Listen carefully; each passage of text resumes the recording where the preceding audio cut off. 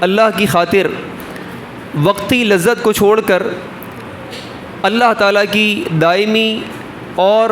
بہترین لذت کو حاصل کرنے والا ہے۔ یوسف علیہ السلام کا یہ قصہ جو ہم پڑھ رہے ہیں سورہ یوسف کے اندر، اس میں ہمارے لیے بہت بڑی عبرت اور بہت بڑی نصیحت ہے۔ ہم سب کے زندگی میں ایسے موقع بار بار آتے ہیں جب کہ ہم سے اللہ تعالیٰ کا کچھ مطالبہ ہوتا ہے، اللہ تعالیٰ ہم سے کچھ کہہ رہا ہوتا ہے کرنے کے لیے، اور کچھ چیزیں آتی ہیں ہمارے سامنے جس سے اللہ نے منع کیا ہوا ہوتا ہے، اللہ نے اس کو حرام کیا ہوا ہوتا ہے، لیکن نفس جو ہے اس کی طرف کھنچ رہا ہوتا ہے، کبھی مجبوری کے نام پر، کبھی کسی اور عذر اور بہانے کو بنیاد بنا کر نفس چاہتا ہے کہ وہ اس کام کو کر لے جس سے اللہ نے منع کیا ہوا ہے۔ لیکن ہم میں سے کتنے لوگ ہیں جو ایسے موقع پر کامیاب ہو پاتے ہیں؟ یوسف علیہ السلام کے اس قصے میں اگر آپ دیکھیں تو گناہ کے اسباب اتنے زیادہ جمع ہیں کہ شاید ہم میں سے کسی کے لیے کبھی اتنے اسباب جمع نہیں ہوئے گناہ کے۔ ہم تو بس معمولی ہوا میں ہم لوگ جو ہیں اپنے آپ کو اڑا لے جاتے ہیں، ہم ٹک نہیں پاتے۔ یہاں پر تو طوفان ہے اور یوسف علیہ السلام اس کے سامنے کھڑے ہوئے ہیں، صبر کر کے اللہ کے حکم پر جمے ہوئے ہیں۔ سب سے پہلی بات، ایک مرد کے اندر عورت کی خواہش ہوتی ہے، جیسے کوئی بھوکا کسی کھانے کی طرف مائل ہوتا ہے، ایک پیاسا پانی کی طرف مائل ہوتا ہے۔ ایک جوان مرد کے اندر عورت کی خواہش ہے، بلکہ جوان کیا بوڑھا بھی اس خواہش سے اپنے آپ کو بچا نہیں پاتا ہے۔ پھر اسی کے ساتھ یوسف علیہ السلام جوان ہیں، اور جوان بھی وہ کہ جس کی ابھی شادی نہیں ہوئی ہے، کنوارا ہے، کنوارے جوان ہیں، اور اللہ تعالیٰ نے ان کو بہترین حسن اور جمال سے اللہ تعالیٰ نے نوازا ہے، ظاہری اور باطنی حسن اللہ تعالیٰ نے ان کو دیا ہے۔ اور پھر وہ غریب الوطن ہیں، اپنے وطن سے دور ہیں، جہاں ان کو کوئی دیکھنے والا، کوئی پہچاننے والا، کوئی خاندان کا کوئی شناسہ وہاں پر موجود نہیں ہے۔ اور پھر جس کے گھر میں ہے وہ ان کی مالکن ہے اور وہ اس کے غلام ہیں، اور غلام جو ہوتا ہے وہ اپنے مالک کے زیر اثر ہوتا ہے، اس کا ماتحت ہوتا ہے، اس کا حکم ماننا اس کے لیے ضروری ہوتا ہے۔ اور پھر ساتھ ہی ساتھ آپ دیکھیں کہ مرد اگرچہ عورتوں کی طرف رغبت رکھتے ہیں اور مائل ہوتے ہیں، لیکن زنا تک جانا یا عورت کے قریب ہونا، اس میں ایک انسان کو ڈر لگتا ہے۔ کیوں؟ عورت ڈانٹ دے گی، عورت جو ہے وہ مجھے اپنے قریب آنے نہیں دے گی، عورت جو ہے منع کرے گی۔ اپنی بے عزتی کا ڈر ایک انسان کو گناہ سے روک دیتا ہے، وہ زنا کے قریب نہیں جاتا۔ لیکن یہاں پر معاملہ ایسا کچھ بھی نہیں ہے، یہاں پر قریب آنے میں اور اس کی بات کو قبول کرنے میں کوئی ڈر نہیں ہے، کوئی آبجیکشن نہیں ہے، بلکہ الٹا اس کی طرف سے مطالبہ ہے، الٹا عورت کی طرف سے مطالبہ ہے۔ عورت بھی کون ہے؟ حسن و جمال کا پیکر ہے، اور جوان ہے، خوبصورت ہے، اور وہ ایک بار نہیں بلکہ تراودو فتاحا مسلسل یوسف علیہ السلام کو اپنی طرف مائل کر رہی ہے۔ کتنے مواقع ہیں، کتنے مواقع ہوتے ہوں گے جو ایک ظاہر سی بات ہے گھر کا خادم ہے، غلام ہے، جو اپنی مالکن کے ساتھ میں تنہا اس کو موقع ملتے ہیں، اور کون اس پر شک کرتا ہے؟ گھر کے کسی خادم کے اوپر۔ تو کتنے بار یعنی اس عزیز مصر کی بیوی نے ان کو اپنی طرف مائل کیا ہوگا، کتنی بار ان کو اپنی طرف اٹریکٹ کیا ہوگا، کیسی اس نے کوششیں کی ہوں گی، ہنس کے، مسکرا کے، میٹھی میٹھی باتیں کر کے، اپنے حسن و جمال کے منظر دکھا کر۔ یہ ساری چیزیں مسلسل یوسف علیہ السلام کے ساتھ میں ہو رہی ہیں، اور اس کے بعد یہاں پر کسی قسم کا کوئی خوف بھی نہیں ہے، پکڑے جانے کا بھی خوف نہیں ہے۔ وغلقت الابواب، دروازے بھی سب کے سب بند ہیں، کوئی دیکھنے والا نہیں ہے، کسی قسم کی ملامت کا کوئی ڈر نہیں ہے۔ اور پھر یہاں پر جب وہ ناکام ہو گئی تو اس کے بعد میں پھر اس نے اسی پر بس نہیں کیا کہ چلو اب اس کو چھوڑ دو، اب اس سے نا امید ہو جاؤ، بلکہ مزید اس نے برابر اپنی اس کوشش کو جاری رکھا، یہاں تک کہ بات مصر کی عورتوں میں، اس اعلیٰ طبقے کی عورتوں میں پوری بات پھیل گئی، اور پھر ایک مکر کے ذریعے سے وہ عورتیں سب کی سب عزیز مصر کے گھر میں جمع ہوئیں کہ یوسف کو وہ بھی دیکھے کہ کیسا وہ غلام ہے،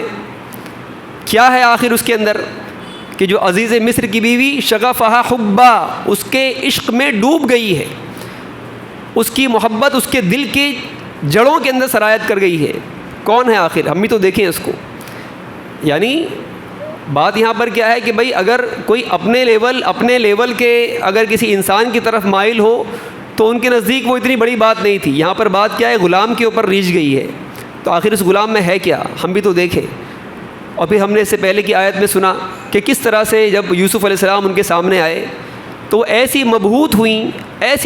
ہوئیں اور ایسی ان کے اوپر سحر طاری ہوا کہ بے خودی میں انہوں نے اپنے ہاتھوں کو کاٹ لیا اور کہنے لگیں کہ یہ کوئی انسان نہیں ہے بلکہ یہ تو کوئی مقرب فرشتہ معلوم ہوتا ہے۔ اس کے بعد پھر عزیز مصر کی بیوی یہاں پر بھی نہیں رکی، اس نے کہا کہ ٹھیک ہے، ابھی تو تم نے دیکھ لیا اس کا ظاہری جمال، ابھی میں تم کو اس کا باطنی جمال بتاتی ہوں۔ اس کو میں نے اپنی طرف بار بار راغب کیا، بار بار اس کو میں نے اپنی طرف بلایا، لیکن یہ فاستعصم، بچتا رہا۔ لیکن اب جب وہ لوگ بھی اس بات کی قائل ہو گئے کہ واقعی میں یہ ایسا ہے کہ اس پر مر مٹا جائے، سب کا اس بات پر اتفاق ہو گیا، تو اب اس نے ساری ملامت کے پردے تار تار کر کے وہ کیا کہا کہ اب اگر اس نے میری بات نہیں مانی تو اب یا تو یہ قید خانے میں جائے گا اور یا پھر یہ بہت ذلیل رسوا کیا جائے گا۔ اب یہاں پر جو ہے اکراہ بھی شامل ہو گیا ہے، یعنی اب آپشن بھی نہیں ہے، اب یا تو یہ کر جو میں کروانا چاہتی ہوں اور نہیں تو پھر یہ سزا اور یہ ذلت اور رسوائی تجھ کو اٹھانی ہے۔ تو یہاں پر اکراہ بھی ہے، اور اس کا اکیلی کا نہیں ہے بلکہ سب کی سب کا اس میں اکراہ شامل ہے، سب کی سب ان کو اس بات پر قائل کر رہی ہیں کہ تو عزیز مصر کی بیوی کی بات مان لے۔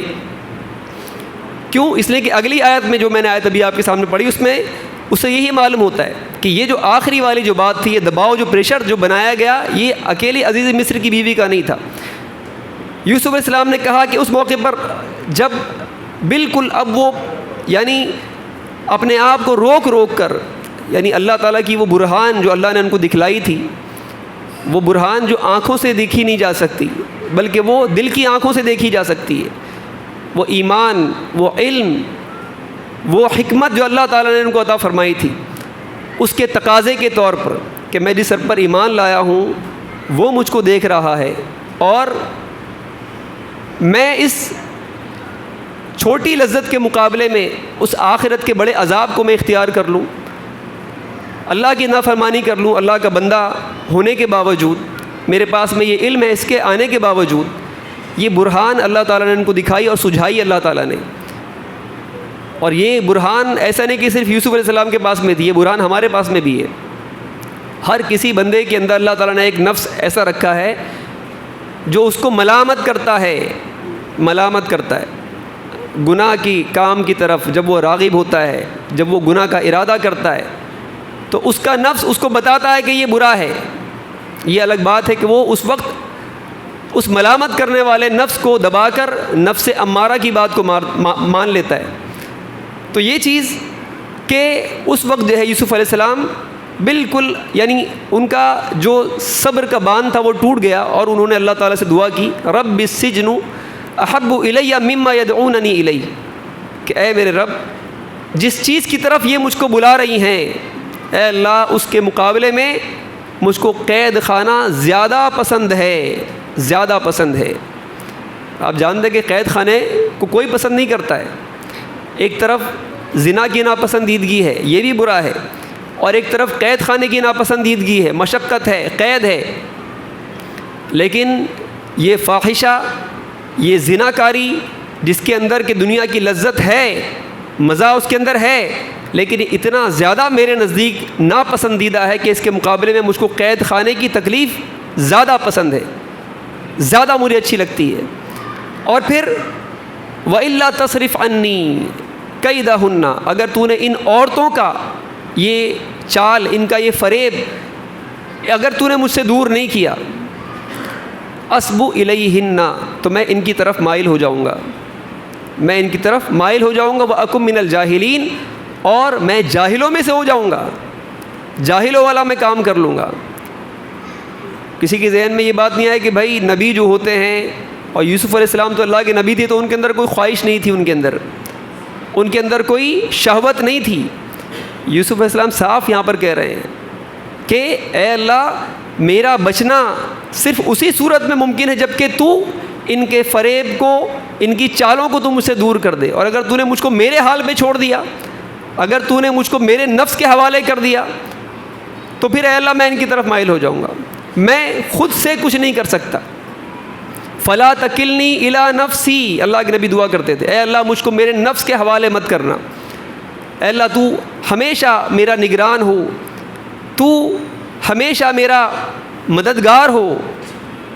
اللہم اقسم لنا من خشیتک ما یحول بیننا و بین معاصیک، اے اللہ تو مجھ کو تیری ایسی خشیت عطا فرما، اے اللہ تو مجھ کو ایسا تیرا ڈر عطا فرما کہ جو گناہ کے وقت میں میرے اور اس گناہ کے بیچ میں حائل ہو جائے، رکاوٹ بن جائے۔ تو یہ چیز کہ اگر اللہ کی نصرت نہ ہو، اگر اللہ کی عون مدد اگر بندے کو حاصل نہ ہو، تو بندہ خود اپنے بلبوتے پر نہ تو کوئی نیکی کا کام کر سکتا ہے اور نہ ہی وہ کسی برائی سے بچ سکتا ہے۔ تو اللہ سے دعا کی کہ اللہ ان کی چالوں کو اگر تو نے مجھ سے دور نہ کیا تو میں ان کی طرف مائل ہو جاؤں گا اور میں جاہلوں میں سے ہو جاؤں گا۔ یہ جاہلوں والا کام ہے، یہاں پر کوئی علم کی مجلس والی بات نہیں ہے کہ علم کی مجلس لگی ہے، نہیں مجلس میں گئے تو جاہل رہ جائیں گے۔ بات یہاں پر کیا ہے؟ جہالت یہاں پر کس معنی میں ہے؟ اہل علم نے فرمایا کہ جہالت صرف یہی نہیں کہ ایک آدمی کو کوئی چیز معلوم نہ ہو، بلکہ جہالت یہ بھی ہے کہ ایک انسان کو ایک چیز کا علم ہے لیکن آدمی اس علم کے تقاضے پر عمل نہیں کر رہا ہے، اس علم کے تقاضے پر اس کا اگر عمل نہ ہو تو یہ بھی جہالت ہے۔ دنیا کی تھوڑی دیر کی لذت، تھوڑی دیر کے مزے کے مقابلے میں آخرت کا دائمی عذاب، آخرت کی سخت سزا، جو انسان دنیا کی لذت کو ترجیح دے لیتا ہے، دنیا کی لذت کو حاصل کرنے کے لیے آخرت کے عذاب کو برداشت کر لیتا ہے، یہ جاہل نہیں تو اور کون ہے؟ عقل مند وہ ہوتا ہے جو وقتی تکلیف کو برداشت کرتا ہے، وقتی محرومی کو برداشت کر لیتا ہے، لیکن وہ آخرت کی کامیابی جو ہمیشگی کی اور دائمی اور اعلیٰ کامیابی ہے، اس کو وہ اپنے ہاتھ سے جانے نہیں دیتا۔ یہ ہے واقعی میں جو بڑا سمجھ بوجھ والا، بڑے علم والا ہے۔ ورنہ جو آدمی کو معلوم ہے کہ ہاں بھائی دنیا گھٹیا ہے، آخرت اعلیٰ ہے، دنیا فانی ہے، آخرت باقی ہے، معلوم ہے، لیکن جب بات آتی ہے دنیا اور آخرت کے تقابل کی تو اس وقت جو ہے یہ دنیا کو آگے کر دیتا ہے، دنیا کے تقاضوں پر عمل کر لیتا ہے۔ دنیا اس سے کیا چاہتی ہے، دنیا میں اس کو کیا چیز اچھی لگتی ہے، اس کے پیچھے بھاگنا شروع کر دیتا ہے۔ تو یہ جہالت ہے۔ اللہ تعالیٰ نے فرمایا فاستجاب لہ ربہ، بس اس کے رب نے اس کی دعا کو قبول کر لیا۔ اللہ تعالیٰ نے اس کی دعا کو، اس کے رب نے اس کی دعا کو قبول کر لیا۔ فصرف عنہ کیدہن، اور اس سے ان عورتوں کے مکر کو، ان کی چالوں کو دور کر دیا کہ انہوں نے اپنی ساری کوششیں کر لیں، جتنی وہ کر سکتی تھیں، لیکن جب وہ اس میں کامیاب نہیں ہوئی تو پھر کیا ہوا؟ نا امید ہو گئیں۔ ہم اس کو نہیں ہٹا سکتے، ہم اس کو نہیں پھسلا سکتے، ہم اس کو وہ نہیں کروا سکتے جو یہ کرنا چاہتا ہے، یعنی جس کو ہم کروانا چاہتے ہیں یہ وہ نہیں کرے گا۔ مایوس ہو گئی، اللہ نے ان کو مایوس کر دیا۔ اور انہ هو السمیع العلیم، کہ وہ سننے والا ہے اپنے بندوں کی، مخلص بندوں کی دعاؤں کو، اور العلیم، جاننے والا ہے، بندوں کی نیتوں کو جانتا ہے، ان کی کمزوری کو جانتا ہے، اور وہ اس بات کو جانتا ہے کہ اس بندے کو واقعی میں اس کو میری مدد کی ضرورت ہے، واقعی میں یہ میری مدد کا محتاج ہے، یہ اپنے اوپر نہیں بلکہ یہ مجھ پر توکل و بھروسہ کرنے والا ہے، یہ میری پناہ میں آنا چاہتا ہے۔ اللہ تعالیٰ یہ بات جانتا ہے، لہذا اللہ تعالیٰ ایسوں کو اپنی پناہ میں لے لیتا ہے۔ اللہ تعالیٰ نے یوسف علیہ السلام سے ان کے اس فریب کو دور کر دیا، اور وہ اس کا ایک ظاہری ذریعہ کیا ہوا، ظاہری سبب کیا ہوا کہ وہ قید خانے میں ڈال دیے گئے، قید خانے میں ڈال دیے گئے۔ ایک تو وہ مایوس ہو گئی، پھر یہ کہ وہ ان کے سامنے سے بھی ہٹا دیے گئے۔ اس میں بھی اللہ تعالیٰ کی بڑی عظیم حکمت تھی۔ ثم بدا لهم من بعد ما رأوا الآیات لیسجننہ حتی حین، یہاں تک کہ ان کے اوپر یہ بات کھل گئی، واضح ہو گئی، کن کے اوپر؟ جو بھی یہ سارے محل کے اندر جو بھی یعنی شاہی افسران تھے، بادشاہ تھا، اور جو بھی لوگ تھے، اس لیے کہ یہ بات ابھی خالی ایک عزیز مصر کی نہیں بلکہ ساری کی ساری اور تو جو فتنے میں مبتلا ہیں، سب کی سب یوسف کو پانا چاہتی ہیں۔ تو سب نے یعنی اس بات پر میٹنگ کی، سب نے اس بات پر مشورہ کیا کہ اب جو ہے ہم کیا کریں، اس کو قید خانے میں ڈال دیتے ہیں۔ اور یہ قید خانے میں ڈالنا اس لیے نہیں ہوا کہ انہوں نے یوسف علیہ السلام کو مجرم سمجھتے ہوئے یہ معاملہ کیا۔ ما رأوا الآیات، جب کہ وہ ساری نشانیاں دیکھ چکے تھے، یوسف علیہ السلام کی پاک دامنی بالکل ان کے اوپر روز روشن کی طرح واضح ہو چکی تھی، اور یہ ساری چالیں اور یہ ساری یعنی جو بھی سارے معاملات تھے یہ ان عورتوں کی طرف سے آئے ہیں، یہ بات ان کے اوپر پوری طرح سے واضح ہو چکی تھی۔ وہ نشانیاں دیکھ چکے تھے یوسف علیہ السلام کی براءت کی، لیکن انہوں نے یہی مناسب سمجھا کہ ہم ان کو تو روک نہیں سکتے، ہم اس کو ہی قید خانے میں ڈال دیتے ہیں۔ تو بہت سے لوگوں کا حال یہی ہوتا ہے کہ وہ جو اصل مسئلہ ہے اس مسئلے کی جڑ کو ختم کرنے کی بجائے وہ کیا کرتے ہیں، کسی اور پر زور آزمائی کر لیتے ہیں، جو کمزور پہلو دکھتا ہے اسی پر زور آزمائی کر لیتے ہیں۔ تو انہوں نے اپنی عورتوں کو قابو میں کرنے کی بجائے، ان کی اصلاح کی بجائے انہوں نے اسی میں عافیت سمجھی کہ یوسف کو ہی قید خانے میں ڈال دیتے، کون پوچھنے والا ہے۔ حتی حین، ایک ایسی مدت کے لیے جس کا کوئی تعین نہیں تھا کہ وہ کتنے سال کی ہوگی۔ ہر جرم کی ایک سزا ہوتی ہے کہ بھائی اتنے، اس جرم کی اتنے مہینے کی سزا ہے، اتنے سال کی سزا ہے، لیکن انہوں نے بے مدت ان کو ڈال دیا، بے مدت ڈال دیا کہ جب حالات جب موافق ہوں گے، جب ٹھیک ٹھاک ہوں گے، اس وقت جو ہے پھر ان کو خلاصی ملے گی۔ تو یہ آیات جو ہیں ہمارے سامنے الحمدللہ باتیں اس بارے میں آپ کے سامنے آ چکی ہیں، اور یہاں پر آ کے یوسف علیہ السلام کی زندگی کا یہ دوسرا دور جو ہے وہ ختم ہو جاتا ہے۔ پہلا دور تو ان کا وہ تھا جب وہ قید یعنی کنویں سے نکال کر عزیز مصر کے محل تک پہنچے تھے، اور اب جو ہے عزیز مصر کے محل سے وہ قید خانے میں پہنچ چکے ہیں۔ تو یہ ان کی زندگی کا دوسرا دور تھا جو ختم ہوا۔ انشاءاللہ آگے کی آیات میں ہم مزید اس صورت کے اندر جو ہمارے لیے عبرت اور نصیحتیں ہیں، جو سبق ہیں، اس کو ہم دیکھیں گے، اس دعا کے ساتھ میں کہ اللہ تعالیٰ ان آیات سے ہمیں فائدہ پہنچائے، اور اللہ تعالیٰ ہمارے نفس کا تزکیہ فرما دے، اور اللہ ہمارے اندر وہ ایمانی قوت عطا فرما دے کہ ہم آزمائش کے وقت میں، امتحان کے وقت میں اپنے آپ کو روکنے والے بن جائیں۔ میں آخر میں یہاں پر ایک بات اور کہوں گا، جیسے کہ میں نے شروع میں بھی کہا کہ ہمارے لیے گناہ میں پڑنے کے اسباب اتنے جمع نہیں ہوتے جتنا کہ یوسف علیہ السلام کے لیے جمع تھے۔ ہمارے لیے بہت تھوڑی سی چیز ہوتی ہے۔ ایک آدمی کو بچہ ہے، جوان ہو گیا، اسکول گیا، اب کالج گیا ہے، اب کالج میں اس کو جو ماحول وہاں پر دکھ رہا ہے، جو مل رہا ہے، بس اس کے لیے اتنی آزمائش ہے کہ وہ جوان ہے، بس اتنی آزمائش ہے، لیکن وہ اس آزمائش میں فیل ہو جاتا ہے، کسی کے عشق میں پڑ جاتا ہے، کسی کو پسند کرنے لگ جاتا ہے، کسی سے باتیں کرنے لگ جاتا ہے، کسی کو پانے کی چاہتیں کرنے لگ جاتا ہے۔ بعض اوقات لڑکیاں جو ہیں کسی لڑکے کی طرف مائل ہو جاتی ہیں اس لیے کہ وہ بڑا خوبصورت ہے، بڑا ہینڈسم ہے، صرف اس لیے۔ تو معاملات یہ کہ خاص کر جو نوجوان بچے بچیاں ہیں، وہ جس بھی چیز کو بنیاد بنا کر اپنے آپ کو جسٹیفائی کریں کہ بھائی ہم چونکہ جوان ہیں، ہم سے اپنی شہوت کنٹرول نہیں ہوتی ہے، چونکہ ہماری بھی شادی نہیں ہوئی ہے، لہذا ہم یہ اور یہ کر رہے ہیں۔ میرے بھائی یہ بہت ہی چھوٹی اور بہت ہی ہلکی بات ہے، بہت چھوٹی بہت ہلکی بات ہے۔ ایک مومن کو، ایک ایمان والے کو، ایک نوجوان کو ایسا نہیں ہونا چاہیے، بلکہ وہ اپنی شہوت کو قابو میں کرے۔ وہ ایمان والا ہے، وہ بے ایمان نہیں ہے، وہ اس کا آخرت پر ایمان ہے، وہ اس بات کو جانتا ہے کہ اللہ میرا رب ہے، اس نے جو میرے لیے حلال کیا ہے میں اس کو اختیار کروں گا، جس چیز کو اللہ نے حرام کر دیا میں اس کی طرف کبھی نہیں جاؤں گا۔ یہ بات بالکل اسٹیبلش ہونا چاہیے۔ تو ایک انسان یعنی چھوٹی چھوٹی چیزوں کو بنیاد بنا کر اپنے لیے گناہ اپنے لیے وہ آسان کر لیتا ہے۔ آج جس دور میں ہم جی رہے ہیں، موبائل ہمارے ہاتھوں کے اندر ہے، انٹرنیٹ بڑی آسانی کے ساتھ میں اویلیبل ہے. ساری کی ساری چیزیں جو کبھی پوشیدہ تھیں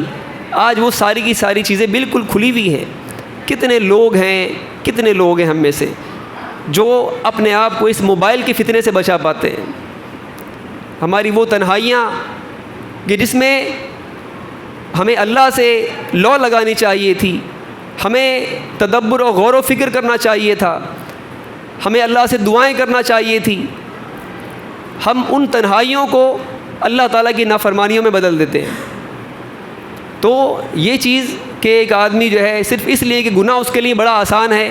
اس کے ہاتھوں میں ہے، انگلیوں کے ٹچ کے اوپر ہے، اور یعنی وہ مرد ہے، صرف اس لیے وہ گندی اور بے حیائی کی چیزوں کو، فحاشی کی چیزوں کو دیکھتا ہے، اپنی آنکھوں کو ناپاک کرتا ہے. یہ میرے بھائیوں بالکل مناسب نہیں. اس قصے میں ہمارے لیے ساری عبرتیں موجود ہیں کہ کس طرح سے ہم کو اپنے آپ کو، اپنی شہوتوں کو اللہ تعالیٰ کے پر ایمان لانے کے تقاضے کے مطابق اس کو ہمیں کنٹرول کرنا چاہیے. اللہ تعالیٰ ہم کو یہ ضبط نفس اللہ تعالیٰ ہم کو عطا فرمائے. اقول ھذا استغفر اللہ.